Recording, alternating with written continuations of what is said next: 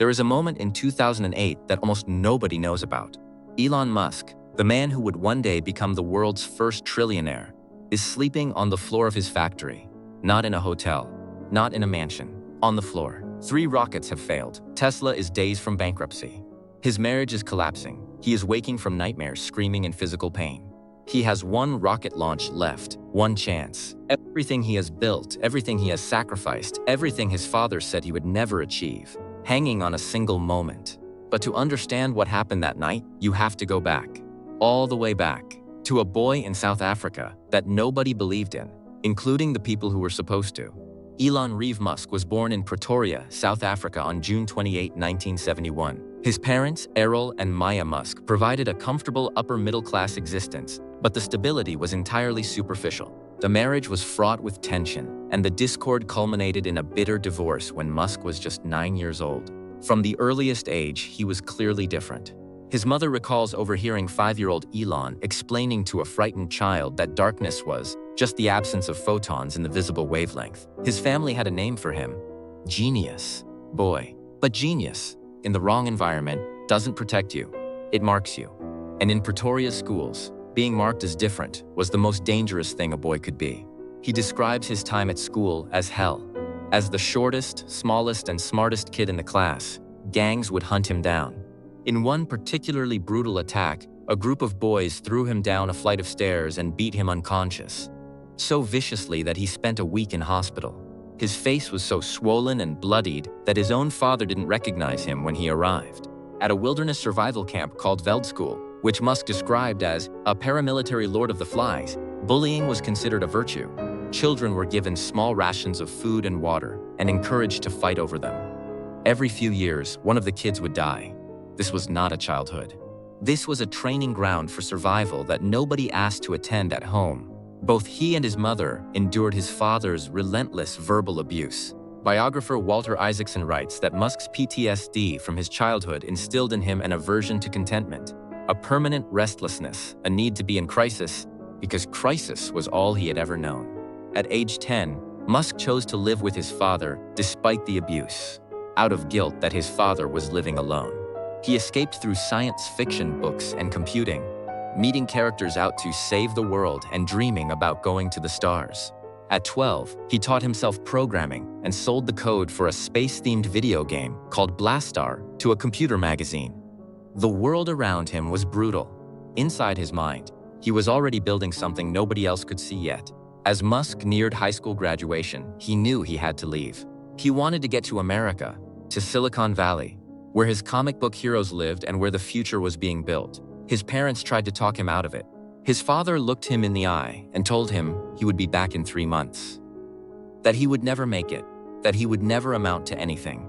Musk moved to Canada with $4,000, where he worked on farms and lumber yards, paving the way for his mother and siblings to join him. The boy who had been hunted by gangs, beaten unconscious, and told by his own father he would fail, was now alone on a Canadian farm, thousands of miles from everything he had known. And he was just getting started. He enrolled at Queen's University in Canada, then transferred to the University of Pennsylvania. He sold his first company, Zip2, for $307 million. Then came PayPal, sold to eBay for $1.5 billion. Most people would have stopped there, bought the mansion, retired. Elon Musk took his entire PayPal fortune and poured it into 2 ideas the entire world thought were insane: an electric car company called Tesla and a private space company called SpaceX. His friends begged him not to. His advisors warned him. The press laughed at him. He did it anyway. Because a boy who survived what he survived does not stop. He had already lived through his worst possible fear. Everything after South Africa was just work. But the work nearly destroyed him.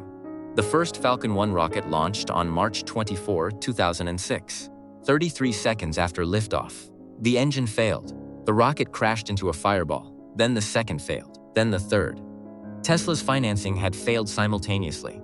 Musk was reportedly waking from nightmares, screaming and in physical pain from the stress. "My marriage had fallen apart, so I'm getting divorced," he recalled. The Tesla financing round was falling apart, and we have the Great Recession. Extremely brutal to say the least, the lowest of the lows.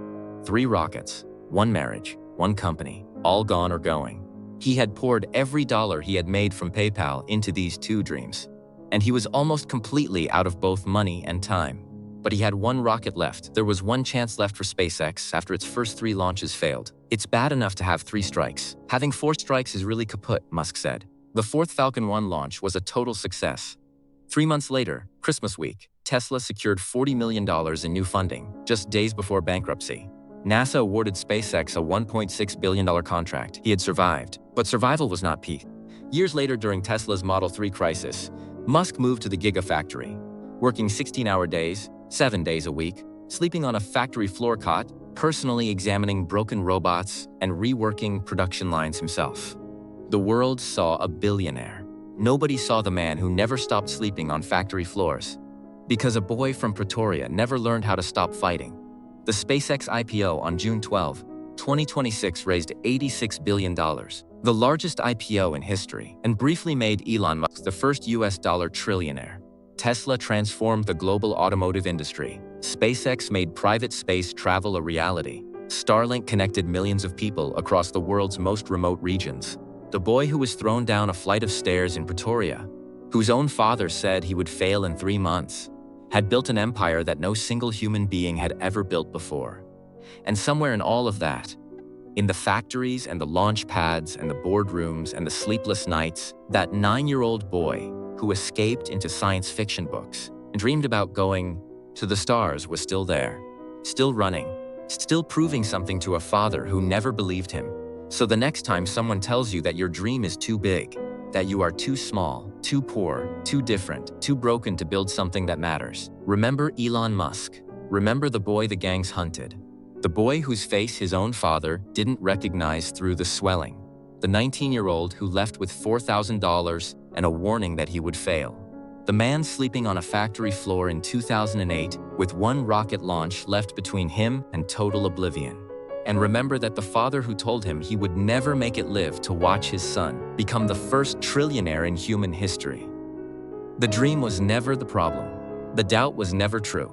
Subscribe to the Forge Files, share this story, and never let anyone, especially the people closest to you, decide what you are capable of.